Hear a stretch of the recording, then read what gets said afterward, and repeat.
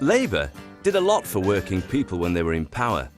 They gave us the national minimum wage, tax credits, better maternity leave, the right to request flexible working, 28 days paid leave, mandatory breaks, and minimum rest periods.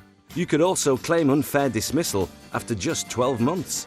And the maximum a tribunal could award was increased to £63,000. We also got equality for part-time workers and statutory recognition for trade unions if the majority wanted it. Then in June 2010, the country got the blues. And we got deregulation and cuts to health and safety.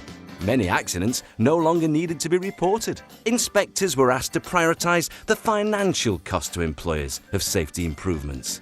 There are proposals to make it more difficult for workers to claim compensation if they've had an accident at work. And recent changes to the Criminal Injuries Compensation Scheme mean many workers are no longer able to claim compensation if they're the victim of crime. It seems our safety is not very high on the government's list of priorities. They even told some employers they'd never have to see a safety inspector again. But safety wasn't their only target. We now have a one-in, one-out policy on regulations. So, if you want a new protection, you'll have to get rid of an existing one.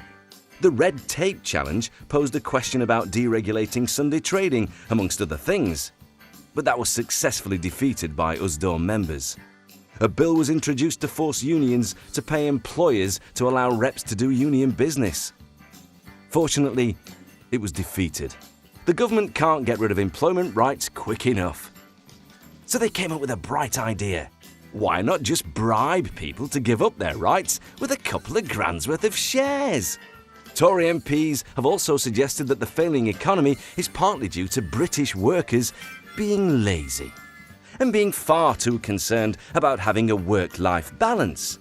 The Beecroft report, by the owner of a major payday loan company, has recommended giving employers the right to sack staff for no reason. Protections for workers following takeovers and mergers have been watered down. Compromise agreements will be replaced with restrictive settlement agreements. The time for consultations about redundancies has been halved.